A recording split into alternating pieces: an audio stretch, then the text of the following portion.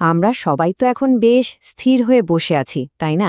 কিন্তু যদি বলি ঠিক এই মুহূর্তে আমরা প্রত্যেকে ঘন্টায় ১,০০০ মাইলেরও বেশি গতিতে ঘুরছি, শুধু তাই নয়, মহাকাশের মধ্যে দিয়েও রকেটের গতিতে ছুটে চলেছি। শুনতে অবিশ্বাস্য লাগলেও এটাই কিন্তু সত্যি। তো প্রশ্নটা হলো, আমাদের এই গ্রহ পৃথিবী যদি এত জোরে বনবন করে ঘুরেই থাকে, তাহলে তার ছিটে ফোটাও আমরা টের পাই না কেন? কেন আমাদের সবকিছু এত শান্ত আর স্থির মনে হয়? চলুন আজ এই দারুণ ধাঁধার উত্তরটাই খুঁজে বের করা যাক। ব্যাপারটা আরও অবাক করার মতো যখন আমরা আসল গতিটা দেখি। বিষুবরেখা মানে ইকুয়েটরে পৃথিবী ঘুরছে ঘণ্টায় প্রায় ১,৭০০ কিলোমিটার বেগে। এটা একটা জেট প্লেনের গতির চেয়েও প্রায় দ্বিগুণ। ভাবা যায়, এত অস্ট্রম গতিতে আমরা ঘুরছি, অথচ আমাদের হাতে থাকা চায়ের কাপ থেকে এক ফোঁটা চাও পড়ে যাচ্ছে না। এর কারণটা আসলে লুকিয়ে আছে গতির এক বিশেষ ধরনের মধ্যে। দেখুন, আমাদের শরীর কিন্তু গতি বা স্পিড অনুভব করার জন্য তৈরি হয়নি। আমাদের শরীর আসলে যেটা অনুভব করে সেটা হলো গতির পরিবর্তন, মানে স্পিড যখন বাড়ে বা কমে, যেটাকে আমরা বলি অ্যাক্সেলারেশন। পৃথিবীর ঘূর্ণনের গতি যেহেতু একদম স্থির, মানে এর কোনো পরিবর্তন হচ্ছে না, তাই আমাদের মস্তিষ্ক কোনো সংকেতই পায় না। ওর কাছে মনে হয় যেন কিছুই নড়াচড়া করছে না। ব্যাপারটা অনেকটা গাড়িতে চড়ার মতো। ভাবুন তো, গাড়ি যখন চলা শুরু করে তখন আমরা কেমন সিটের সাথে একদম চেপে যাই, আবার যখন ড্রাইভার হঠাৎ ব্রেক কষে তখন আমরা সামনের দিকে ঝুঁকে পড়ি।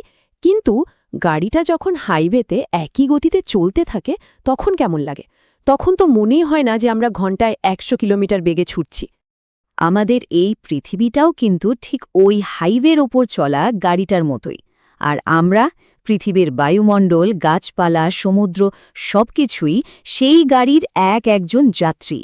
যেহেতু আমরা সবাই পৃথিবীর সাথেই একই সমান গতিতে ঘুরছি, তাই আমাদের একজনের সাপেক্ষে আরেকজনের কোনো গতি নেই।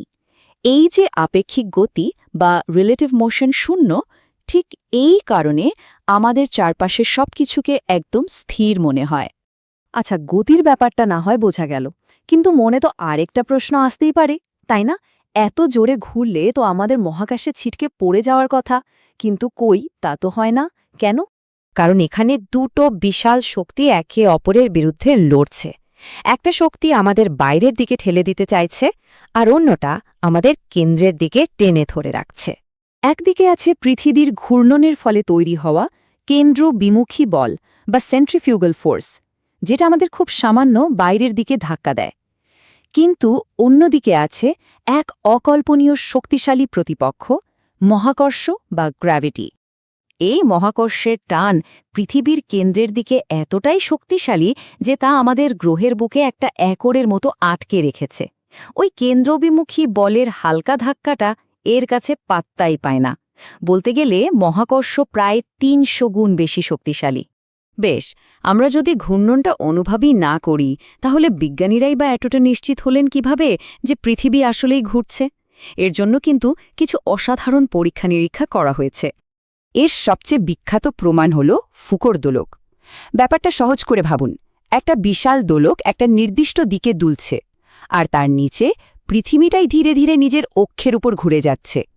কয়েক ঘন্টা পর যখন আবার দেখা হয়, তখন মনে হয় যেন দোলকটা তার দোলার দিক পরিবর্তন করেছে। আসলে দোলকটা নয়, ঘুরে গেছে তার নিচের পৃথিবীটাই। কি অসাধারণ, তাই না? তবে আমাদের এই মহাজাগতিক যাত্রা কিন্তু এখানেই শেষ নয়। পৃথিবীর নিজের অক্ষের উপর ঘোরাটা তো আমাদের গতির প্রথম ধাপ মাত্র। আমরা তো দেখলামই যে আমরা নিজেরা ঘুরছি ঘণ্টায় প্রায় ১৬৭০ কিলোমিটার বেগে। কিন্তু এর সাথে সাথেই এই পুরো গ্রহটাই আবার সূর্যের চারপাশে ঘুরছে। আর সেই পরিক্রমণের গতি কত জানেন? ঘণ্টায় প্রায় ১,৬০,০০০ কিলোমিটার। এক মাথা ঘুরিয়ে দেওয়ার মতো গতি। আর আশ্চর্যের বিষয় হল, এই ভয়ঙ্কর গতিটাও আমরা একটু টের পাই না, কারণ এখানেও সেই একই নিয়ম কাজ করছে। একদম স্থির, অপরিবর্তনীয় গতি আর সূর্যের বিশাল মহাকর্ষ বল, যা আমাদের সবাইকে একটা স্থিতিশীল কক্ষপথে শক্ত করে ধরে রেখেছে। তাহলে এই পুরো আলোচনা থেকে মূল বিষয়টা কি দাঁড়ালো? কেন আমরা এত গতির মাঝেও একদম স্থির থাকি? পুরো ব্যাপারটা আসলে পদার্থবিজ্ঞানের দুটো সহজ কিন্তু শক্তিশালী ধারণার উপর দাঁড়িয়ে আছে। এক, পৃথিবীর গতি একদম স্থির, যার ফলে কোনো ত্বরণ তৈরি হয় না যা আমরা অনুভব করতে পারি। আর 2, মহাকর্ষের প্রচণ্ড শক্তি আমাদের এমনভাবে মাটির সাথে বেঁধে রেখেছে যে ছিটকে যাওয়ার কোনো প্রশ্নই ওঠে না।